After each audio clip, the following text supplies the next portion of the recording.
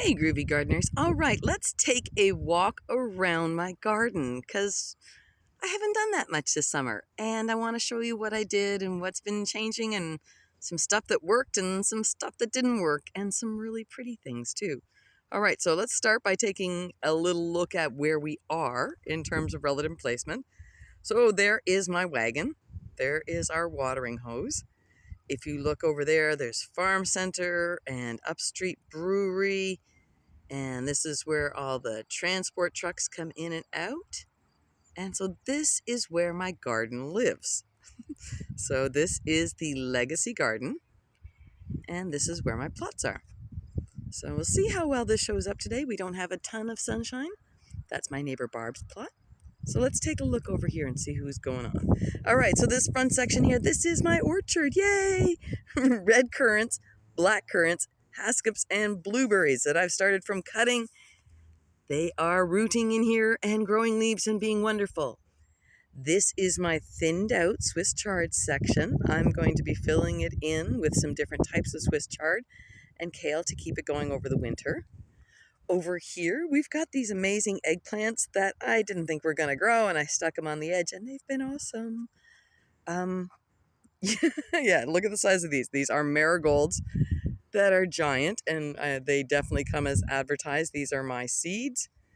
This was my carrot patch. It was really small because I was really not in great health at the time, but it was wonderful, and I'm very proud of it. So we look across, more flowers. This down here, okay, let's start with this. This is the watermelon. Oh my gosh, will you check this out? All right, so let's take a walk along. Look at that. Okay, there's watermelons in there. I don't know if you can see them, but they're actually there. Hey guys. And this watermelon, once again, like the eggplant, didn't expect it to survive, stuck it on the very edge of the aisle. It took off and took over the aisle. This is my crazy cucumber section. Also did not expect it to do so well, so my trellises were not quite enough, and it basically became kind of an ocean of cucumbers, which I really liked. And they based themselves around a Pikes Peak sunflower. Oh, I'm losing you into the sun. That just kept going and going and going, and it has about 27 heads the last time I counted. So a zillion sunflowers on there. All right, so let's take a walk around. That is dill and marigold and peppers in there. We're going to scan over here. You can see some of my sunflowers. And back around. Let's take a walk back out. Yeah, this is going to be one of my longer videos. I don't often do them this long, but hey, why not? All right, so I'm very excited in here. So this is my cilantro going to seed. I'm so excited. They're so pretty. Cilantro seeds are called coriander, for those who don't know. And will you look at this? These are my zinnias that are up here. Oh, I really like pink. I really, really, really like pink. And they're pink zinnias. All right, over here I've got parsley. Kale, not to pass you by, not making you feel bad. Parsley. This is where my basil is going to seed. I'm really excited to get a huge bunch of basil seeds this year. More marigolds. All right, this is the pepper section. Hooray for peppers. Yes, those are jalapenos that are turning black. That means they're going to get extra hot. They are going ripe. And up here, there's some bell peppers. There's some sweet banana peppers. They've been awesome, and they just keep coming, so I'm very happy about that. Okay, so we go over to this section, and this is kind of a mixed session. This is the very last plot I got, and I had to add things in at the end. So there's some celery. I've got Asian greens I've harvested, plus some that are going to seed. There's some yellow beans in there, which are remarkably productive for 5 little plants. Some very late tomatoes that got added in at the end. Late cucumbers that needed a home. This is an odd bunch. This is, there were some beans planted in there that seemed to be getting overrun by bugs. So I planted in some more yellow beans, but they didn't seem to be doing anything. So I transplanted the nasturtiums in, and then everybody grew together. So hooray, they're a lot of fun. Another wall of giant marigolds. All right, so I got to show you these guys. So this is the raspberry patch, and I'm sure it's difficult to get any sense of perspective, but this was completely emptied out in the spring, right? I took out almost all the roots. There were only a couple left. Clearly, it's come back. I've got it right to the edge of the black fabric. And check out these raspberries. They're coming in really late, but they're absolutely magnificent. And it doesn't look like they're going to do anything. They look really scrawny, and then all of a sudden you look over, and it's like, raspberries. So yeah, raspberries are joined this year by the Sunflower Chorus. They sing beautifully. Hello, sunflowers. The sunflowers are edged by the Scarlet Runner beans. We're going to take you in close. It's hard to see them, but they're actually huge. If you can see the Scarlet Runner beans in there, they're big. I'm not picking these because I am growing these for seed. All right, this was my beet and radish patch, and it was gloriously productive. These, let's see if we can get a close-up at them. These really pretty pods and flowers are my radish seeds. I'm really excited. I've never had my own radish seeds, so French breakfast radish. Very excited. Okay, so we're going to go past the amazing sunflowers and through to the back, and we'll just give you a quick look at the back. So when you come into the back, look at that. More sunflowers. Aren't they pretty? You can get right in there. It's so beautiful. This is my herb section. Hello, plot 167.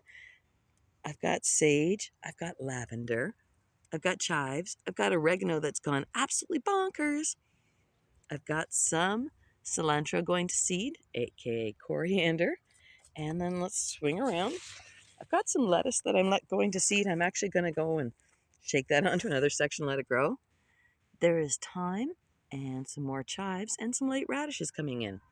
I just put this section together last year. I gathered up all my herb plants, which were just randomly scattered all over the garden. It was kind of chaos. And I put them all together, and they really seem happy. And they have their own sunflower, so yay! All right, Swiss chard section. I have picked and picked and picked and picked and picked and picked and picked the Swiss chard. And it just keeps coming. Hooray!